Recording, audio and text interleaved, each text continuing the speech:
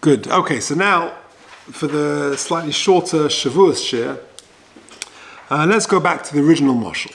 Okay, you're going down Golders Green, you're going up Golders Green Road, and you see the Royal Motorcade is coming down Golders Green Road. The Bentley stops outside Grudzinski. Chauffeur comes out, asks you what to get in Grudzinski. Whilst you send them off to Grudzinski with a list of all your favourites, you then knock on the back window. The Queen rolls down the window, and you have a chat with Her Majesty. You can't believe your luck. You think this is fabulous. I can't. My wife, my kids, they're not going to believe this. So you ask the Queen. You pluck up the courage and say, "Your Majesty, could I please have a memento of our conversation?" And she takes out the royal handkerchief, and she gives you that as a memento. Now, I would imagine that handkerchief, especially in the light of the Platinum Jubilee, is going to have extra significance. You'll put it pride of place in your silver cabinet. You'll frame it. That will be your memento when you met the Queen. So let's just put that to the side for a second. Let me ask you a question based on a Shavuos question, and we'll come back to that moshel. If you think about it, we have two Yom Tovim which celebrate Torah. What are they? One is, of course, Shavuos. The central theme is Torah. That's when we receive the Torah. And there's Simchas Torah. So why do we need two? What are the difference exactly between Shavuos and Simchas Torah? They seem, both seem to be representing Torah, celebrating Torah.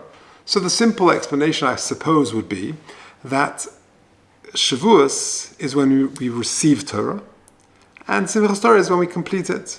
That's the standard, the standard explanation. But I came across once a different answer in the name of Rabbi Simchas Zissel Broida. He was the Rosh Yeshiva in Hebron, died I think about 15 or so years ago, and he gave the following answer. There are two types of presents. One present is where the actual item given has material value. So imagine a husband gives a wife an anniversary present, he buys her some jewelry. That jewelry has material value, a diamond, whatever it may be. Another type of present is where the actual item does not have material value or very insignificant value, but it has sentimental or emotional value. For example, the handkerchief given to you by the Queen outside Grudzinski.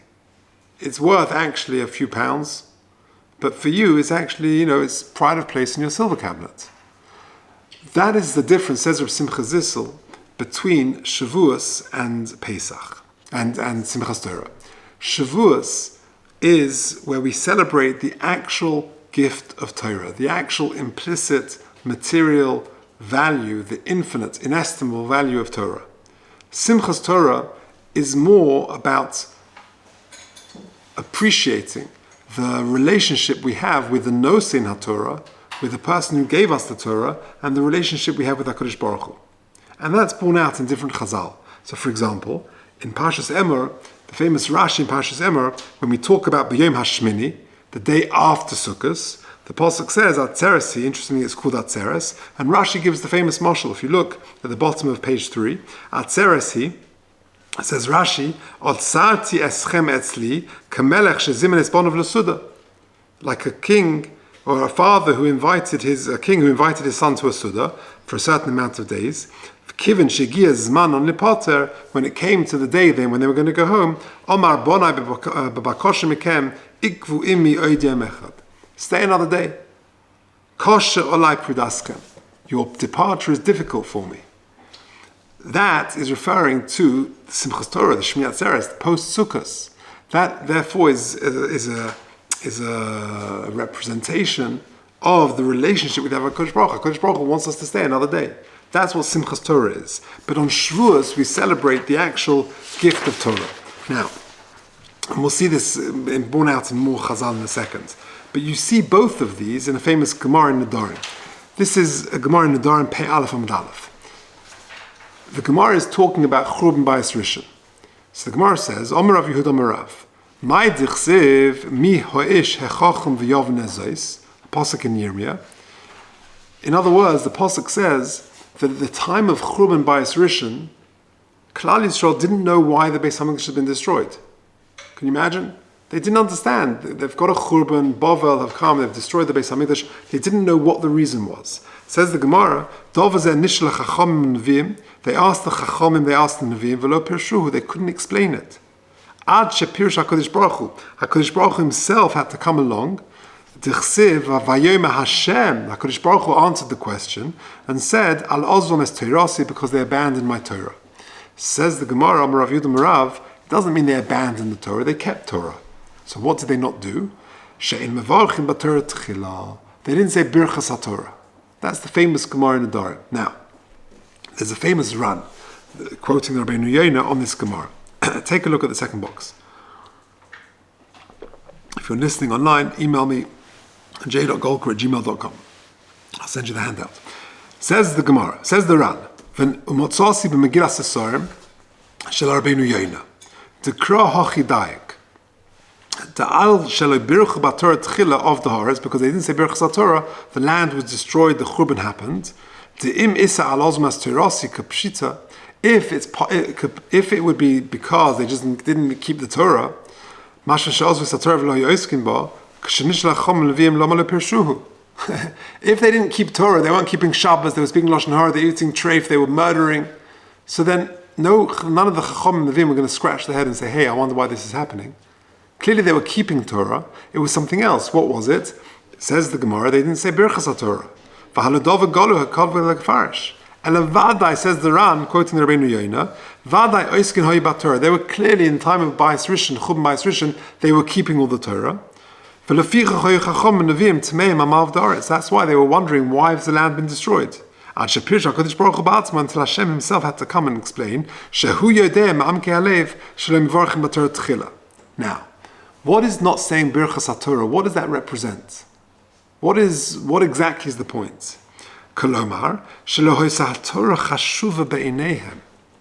When you don't say Birchas HaTorah, that shows you that Torah is not important. You've got to make a brach on it. I'll give you an example.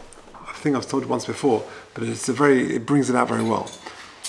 Reb Noach Weinberg, the great Kirov pioneer and the founder of Eish HaTorah and others, he had the following interesting practice. Back in the day, in the 1970s and 80s, when people would come to the Kosel and they would go up to the Eish building, he had a room full of people who had never ever been exposed to Torah before.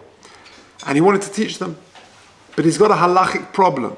The halachic problem is that you're not allowed to teach Torah to people who haven't said Birchas HaTorah. So what do you do? So there are many poskim who would say it's okay. But he did this. He actually said Birchas HaTorah, and he said, we're now going to study Torah. Torah is not physics, not history, it's not economics or English or biology. This is the Word of God. Before we embark on the Word of God, we need to make a blessing. And I will say the blessing for you. And he said Birchas HaTorah. Now, I think he did this for two reasons. Number one, to overcome the halachic issue. And number two, as an educational tool to teach the audience that what we're about to do is actually very important. Birchas HaTorah emphasizes that this is actually not just a regular study, this is the Word of God. And therefore, not saying Birchas HaTorah is sort of cutting HaKadosh Baruch Hu out of the picture. This is not important. Can I try you just to shut the door, please? Thank you. So it just represents the fact that this is not important. Continues the Ran at the last two lines there. Because they recognized that Torah, they thought that Torah was not important, so they were mezalzlin in the bracha. They treated it cheaply.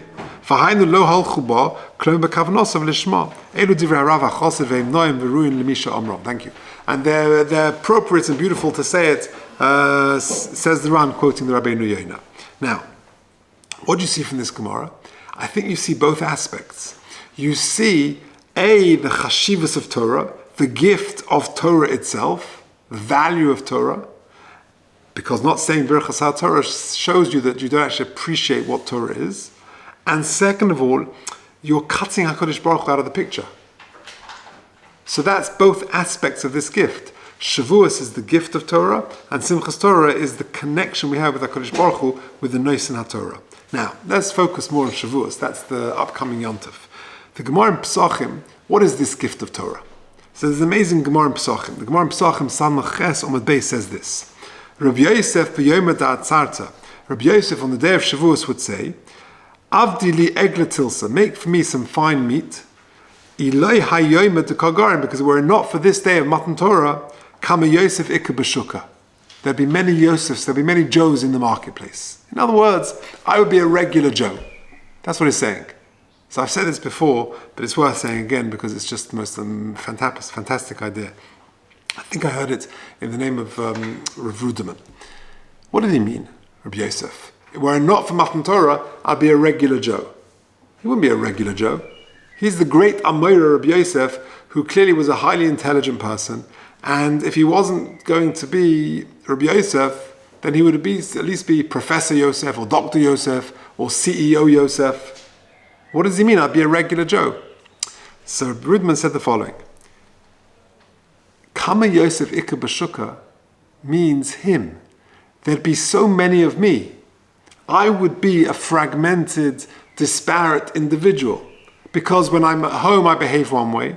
And when I'm in the office, I'm behaving another way. And when I'm in the football field, I behave in this way. And when I'm with my friends, I'm like that. I'm just an inconsistent type of person. Now that I've got Torah, I've got this day of Shavuos, then that gives me a unified objective in my life. That's what it means. That's what Torah does. Torah can give a person meaning, can give a person a singular objective, a consistency in his life. The Magen Avraham asks a famous question, often quoted this time of year.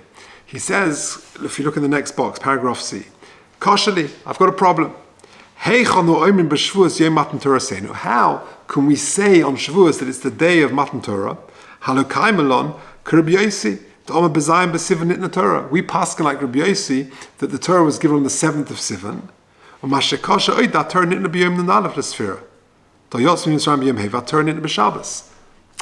other words, the Magen Avraham is asking this. We came out of Mitzrayim on a Thursday. So that means the first day of Sphira is a Friday. So the following Friday is day 8. Then 15 and 22, 29, 36, 43, 50 is Friday. But we know the Torah was given on Shabbos. Day 51. We've got the wrong day. Tispru Chamishim Yom. You count 49 on the 50th day as Matan Torah. Matan Torah was the next day. So we're a day out.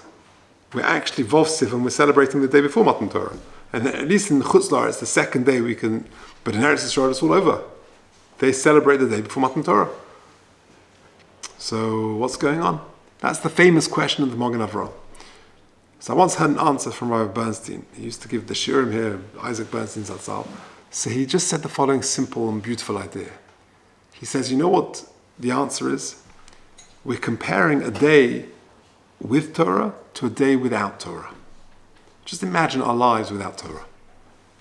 You get up in the morning, you go to work, you have supper, you sit in front of the TV, you go to bed, you get up, you go to work, you have supper, you sit around. It's a life which has no meaning really.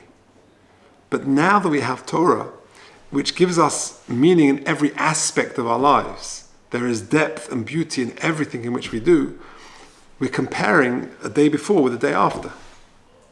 Now, I mentioned before, even a small, tiny, insignificant act, doing our shoes, putting our right shoe, our left shoe, our left lace, our right lace. So it's a halach, it's brought in Shulchan Aruch. So that one time when the Kitzur Shulchan Aruch was translated, it's a very popular sefer, it was translated, been reprinted and translated in who knows how many times.